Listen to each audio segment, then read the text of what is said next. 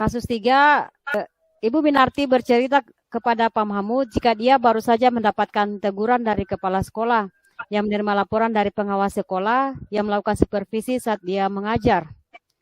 Pengawas sekolah yang melakukan supervisi tanpa keberatan ketika Ibu Minarti mengajar tanpa buku teks. Ibu Minarti mengajar dengan memanfaatkan sumber-sumber belajar lainnya.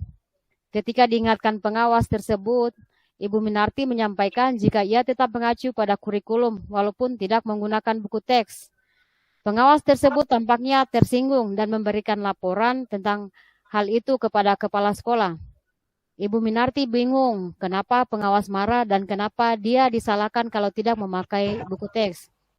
Demikianlah dan dialognya akan kami mulai. Assalamualaikum Bu Minarti. Kok kelihatan masam sekali mukanya? Ada apa? Waalaikumsalam. Ya Pak, ini lagi pusing Pak. Kenapa emangnya Bu? Ini Pak Mut, barusan saya dapat teguran dari kepala sekolah. Loh, kenapa sampai ditegur? Ada laporan dari pengawas saya tentang cara saya mengajar Pak. Oh gitu. Terus, apa yang Ibu rasakan saat ini? Saya merasa tidak nyaman dan bingung ini Pak Mut. Kenapa sampai pengawas tersinggung terus lapor ke kepala sekolah? Oh, jadi Ibu ingin tahu kenapa pengawas tersinggung sampai lapor ke kepala sekolah, terus dapat teguran. Iya Pak. Coba Ibu ceritakan yang membuat perasaan Ibu ini tidak nyaman dan bingung begini. Begini Pak, pada Selasa 2 hari yang lalu, pada jam pelajaran ketiga sampai keempat, saya disupervisi oleh pengawas di kelas yang membuat perasaan saya tidak nyaman karena saya belum bisa mengajar dengan baik dan bingungnya saya tidak tahu kenapa pengawas tersebut tampak tersinggung dengan cara saya mengajar sehingga beliau melaporkan saya kepada kepala sekolah. Oh, maksudnya Ibu merasa tidak bisa memenuhi kebutuhan belajar siswa ya? Iya Pak, padahal saya sudah berusaha keras mengajar dengan memanfaatkan sumber-sumber belajar lainnya. Oh, begitu ya. Coba Ibu ceritakan ke saya, bagaimana sih proses supervisi yang dilakukan oleh pengawas sekolah itu? Begini Pak, pengawas sekolah yang melakukan supervisi tanpa keberatan ketika saya mengajar tanpa buku teks. Saya mengajar dengan memanfaatkan sumber-sumber belajar di luar buku teks. Ketika saya diingatkan oleh pengawas tersebut, saya menyampaikan bahwa saya tetap mengacu pada kurikulum walaupun tidak menggunakan buku teks. Pengawas tersebut tampaknya tersinggung dan memberikan laporan hal itu kepada kepala sekolah. Oh, begitu kejadiannya. Bagaimana dengan guru lain? Apakah proses pembelajarannya juga mendapat laporan dari pengawas ke kepala sekolah? Tidak, Pak.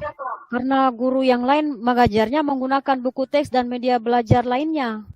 Nah, berarti di situ titik permasalahannya. Sehingga cara mengajarnya Ibu dilaporkan ke pengawas ke kepala sekolah.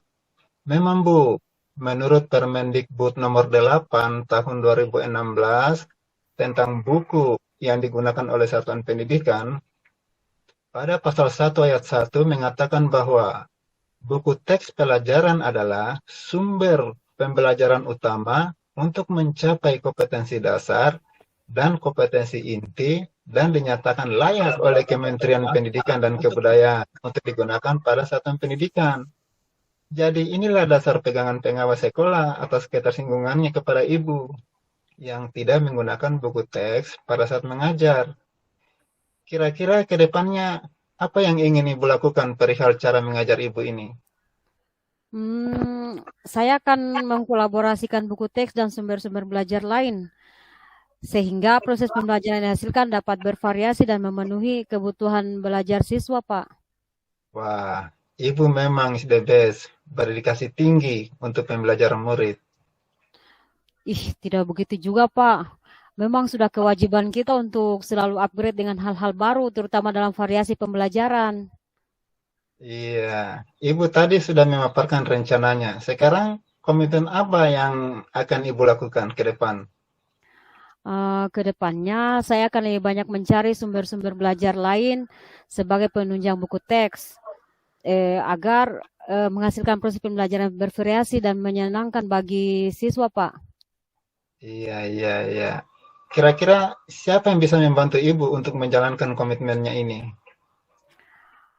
Ya, dengan bekerja sama dengan rekan-rekan guru serumpun, Pak. Saya yakin komitmen ini bisa terpenuhi. Wah, ini ide yang baik, Bu. Sukses selalu ya, Bu. Ya, terima kasih, Pak. Oke, demikianlah penampilan kami untuk kasus 3. Oke, terima kasih. Untuk lembar observasi, komentar pada tujuan, menyampaikan tujuan coaching.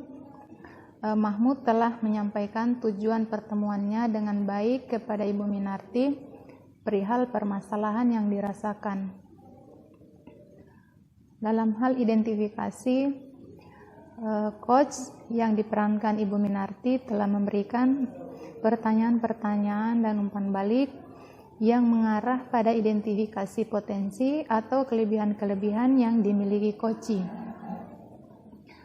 Dalam rencana aksi, coach telah memberikan pertanyaan-pertanyaan dan umpan balik yang baik mengenai rencana aksi coach dalam menyelesaikan permasalahannya. Kemudian untuk tanggung jawab, coach telah memberikan pertanyaan-pertanyaan dan umpan balik yang baik sekali mengenai komitmen coach dalam menjalankan rencana aksinya.